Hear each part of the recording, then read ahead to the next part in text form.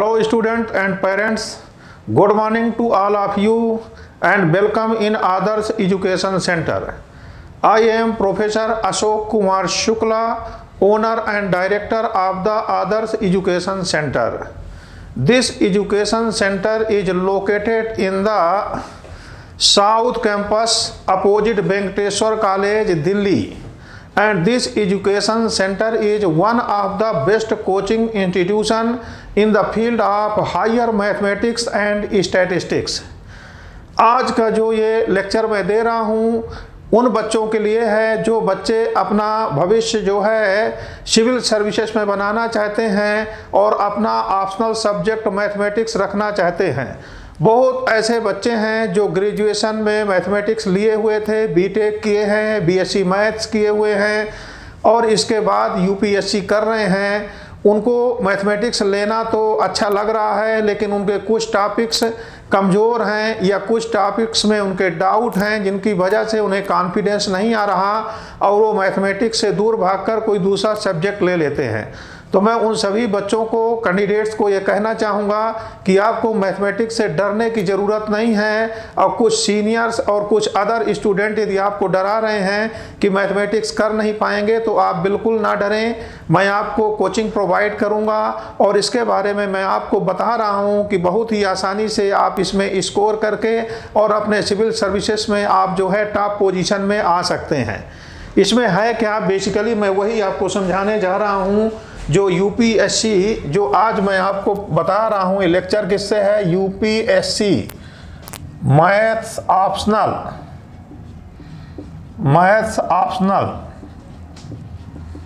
Subject के लिए मैं आपको बता रहा हूँ। ये टॉप स्कोरिंग सब्जेक्ट होता है बच्चों और इसमें क्या है, टोटल मार्क्स कितने मार्क्स आए गए? 500 मार्क्स का आना है। अब इसमें दो पेपर बनने हैं, paper first and paper second. Paper first and paper second दो पेपर आएंगे, दोनों ही 250 मार्क्स के होंगे। 250 मार्क्स यहाँ पर होंगे और 250 मार्क्स यहाँ पर होंगे।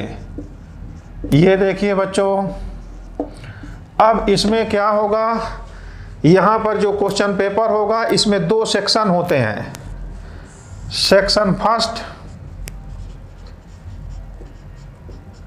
And section second. आपको अटेम्प्ट करने हैं यहाँ पर 5 क्वेश्चंस। तो यहाँ पर क्वेश्चन जो लगे होंगे 4 क्वेश्चन होंगे। Question number 1, question 1, question 2, question 3 and question 4। और यहाँ भी इसी प्रकार से 4 क्वेश्चन होंगे, question first, question second, question third and question 4। ये अब आपको अटेम्प्ट करना है एनी 5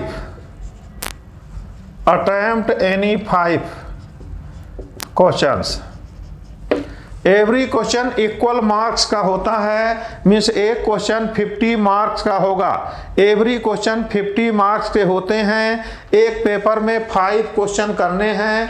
क्वेश्चन एक पेपर में 8 क्वेश्चन दिए रहते हैं। Attempt any 5 question among 8 questions. 8 में से आपको 5 क्वेश्चन करने हैं, वो आपके चॉइस पर होते हैं।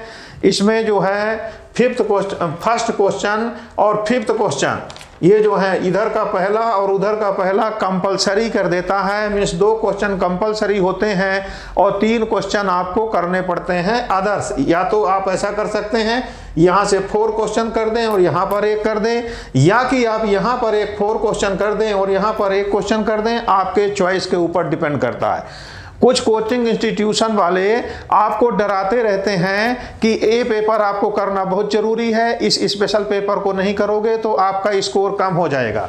मैं आपको इसी चीज़ पर क्लियर कर देना चाह रहा हूँ कि कोई भी ज़रूरत नहीं है कि सारे के सारे क्वेश्चन किए जाएं। मैंने यहाँ आपको बताया 8 क्वेश्चन दिए हुए हैं। 8 क्वेश्चन में से 5 क्वेश्चन करने हैं। एक क्वेश्चन पहला इधर का कंपलसरी है, एक क्वेश्चन इधर का भी फर्स्ट कंपलसरी है, बाकी 3 आपके ऊपर चॉइस पर हैं। आप चाहें तो 3 के तीनों इधर से कर दें। इसी प्रकार से सेम यहाँ सेकंड पेपर के लिए भी होता है। इसमें भी 2 सेक्शन होंगे, इस सेक्शन में भी 4 क्वेश्चन होंगे, यहाँ भी 4 क्वेश्चन होंगे। फर्स्ट इसका भी कंपलसरी होगा, फर्स्ट इधर का कंपलसरी होगा, बाकी अदर 3 आपके ऊपर चॉइस है। तो इस प्रकार से आपको फर्स्ट पेपर में 5 क्वेश्चन करने हैं। 50 मार्क्स का एक क्वेश्चन है। इसी प्रकार से 5 क्वेश्चन यहाँ से भी करने हैं और 50 मार्क्स का यहाँ से भी ईच क्वेश्चन होता है। दोनों पेपर में 250 है। ये चीज़ें आप समझ गए। अब मेन मुख्य जो समस्या आती है उसके बारे में भी मैं आपको समझा रहा हूँ।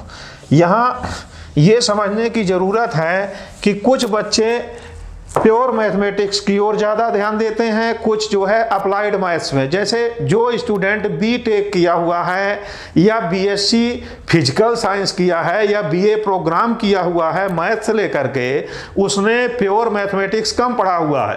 तो इसलिए इसके सिलेबस को मेनली आपको 2 पार्ट में बांट लेना है, डिवाइड करना है, pure maths and applied maths.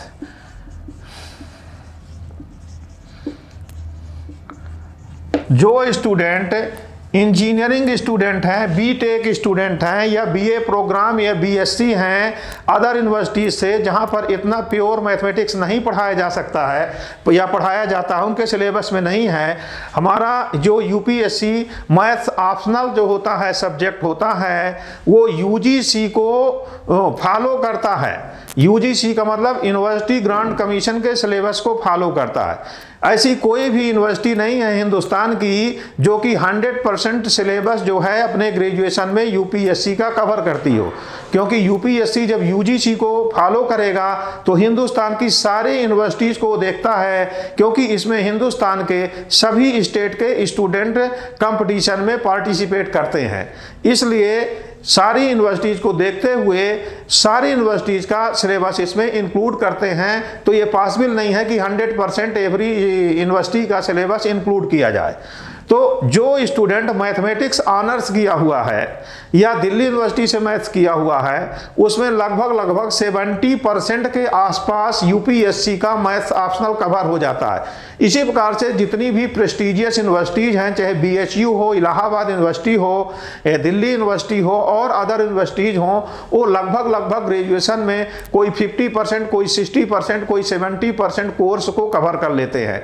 बाकी लगभग 20 to 30% कोर्स ऐसा होता है जो कि वो कवर नहीं कर पाते हैं, वो सारे यूनिवर्सिटीज़ का थोड़ा उसमें डाल देते हैं।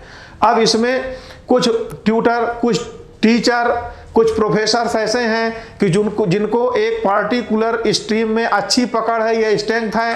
कोई मैकेनिक्स जानता है तो आपको बोलेगा डायनामिक्स से क्वेश्चन करना ही करना पड़ेगा, और स्टैटिक्स जो स्थिति विज्ञान है उसको बोलेगा करना पड़ेगा, मैकेनिक्स करना पड़ेगा। बिल्कुल नहीं करना पड़ेगा, आपकी चॉइस है, आपका स्ट्रेंथ क्या है, आपका पेपर कौन सा स्ट्रांग है, उधर आपको जाना है।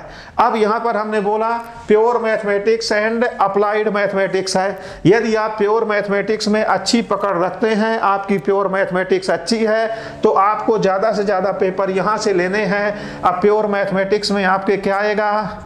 एलजबरा। एलजबरा में कई प्रकार के एलजबरा आते हैं, ध्यान रखेंगे आप। एलजबरा में एलिमेंट्री एलजबरा भी आएगा, एलिमेंट्री एलजबरा, एडवांस एलजबरा, इसके बाद में ऑब्स्ट्रैक्ट एलजबरा, ऑब्स्ट्रैक्ट एलजबरा जिसमें कि ग्रुप थ्योरी, रिंग थ्योरी दोनों आ जाएंगे। इसी प्रकार से आगे जाएंगे तो लीनियर एलजबरा आएगा, linear algebra, matrix and determinants, ये दोनों पोर्शन में हो जाता है। मैट्रिक्स एंड डिटर्मिनेंट जो है ये दोनों ही पोर्शन वाले बच्चों को आसानी से आ जाता है। तो ये चीज़ें होती हैं। ये मैंने अभी प्योर मैथमेटिक्स के लिए एलजबरा की बात किया। अब इसी में एलजबरा के बाद में एनालिसिस होता है, एनालिसिस। अब इस एनालिसिस में जब आप जाएंगे तो यहां पर आपको रियल एनालिसिस करना पड़ेगा।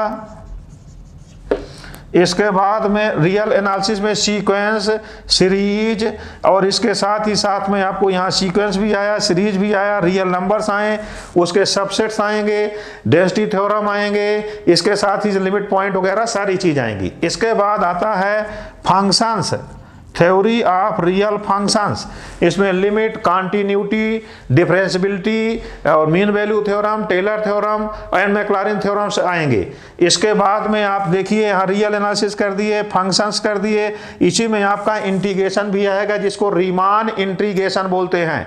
Uniform convergence of sequence of functions and series of functions. ये सारी चीजें जो हैं आपके प्योर मैथमेटिक्स के अंदर आते हैं। तो यदि आपकी प्योर मैथमेटिक्स अच्छी स्ट्रांग है तो आपको मैकेनिक्स करने की जरूरत बिल्कुल नहीं है, डरना नहीं है कि आपको ये पेपर करना ही पड़ेगा। आप प्योर मैथमेटिक्स के हैं तो आपको मैकेनिक्स की ओर नहीं जाना है, और यदि आप अप्लाइड मैथ्स के हैं तब भी आपको कोई जरूरी नहीं है कि आप मैकेनिक्स की ओर जाएंगे। एक पेपर में आपके 8 क्वेश्चन आ रहे हैं, 8 क्वेश्चन में से आपको अटेम्प्ट यानी 5 क्वेश्चन करना है। अब एक एक क्वेश्चन में 2-2 पार्ट, 3-3 पार्ट भी दिए रहते हैं। ये 50 मार्क्स का क्वेश्चन है तो लगभग मान के चलिए कि उसमें 3 पार्ट दिए रहते हैं। जब भी एक क्वेश्चन को कंप्लीट करेंगे तो तीनों ही पार्ट करने पड़ते हैं।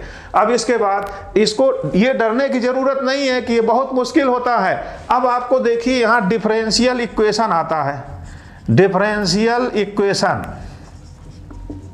And partial differential equations.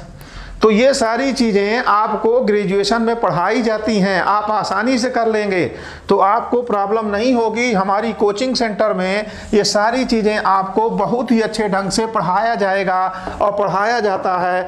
आपको यहाँ कॉन्फिडेंस आएगा, आपको यहाँ पर ट्रस्ट आएगा, और आपको जब कॉन्फिडेंस आएगा तो आप लेबोरियस हो जाएंगे, और जब लेबोरियस होंगे, अच्छा कॉन्फिडेंस आएगा तो आपको जो है अच्छी तरह से परफॉर्मेंस करने के लिए आपके अंदर क्यूरियोसिटी आएगी और बहुत बढ़िया करेंगे आप।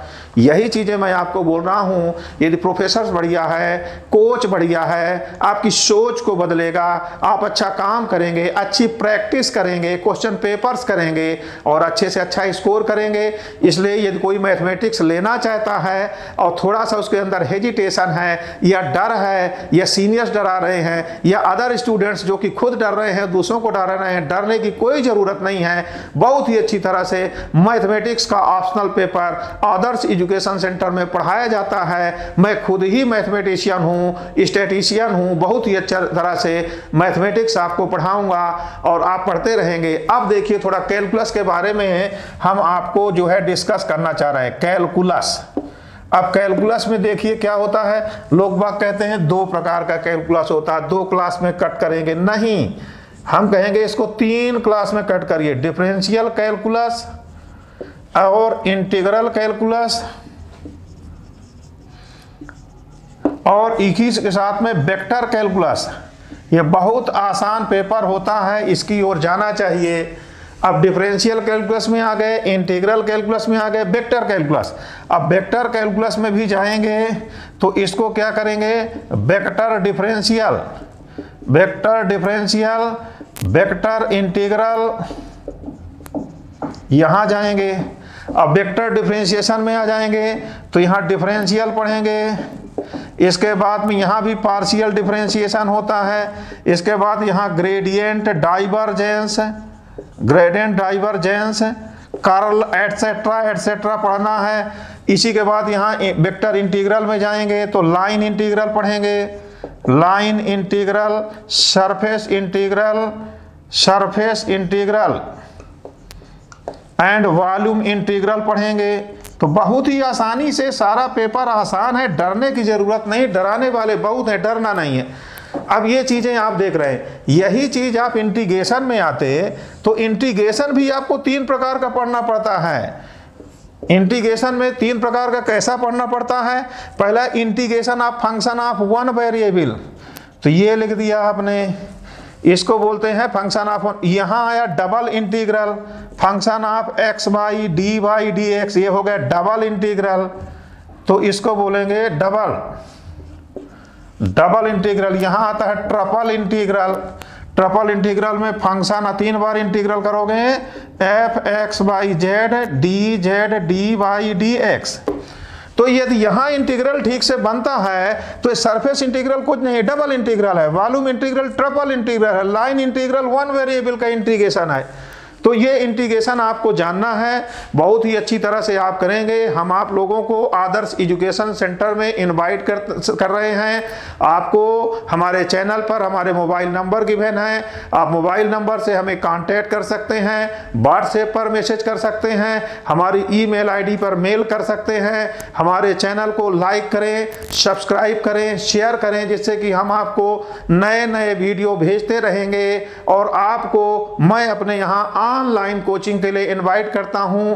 जब ये कोरोना डिजीज खत्म होता है तो आप हमारे पास में ऑफलाइन भी आ सकते हैं। ऑनलाइन पढ़ें या ऑफलाइन पढ़ें, पढ़कर देखें, फ्री डेमो क्लासेस हैं और आपको मैं मैथमेटिक्स में बहुत अच्छी हेल्प कर सकता हूं। इसीलिए मैं आप सबको अपने कोचिंग सेंटर में इनवाइट करता हूं। Okay, thank you.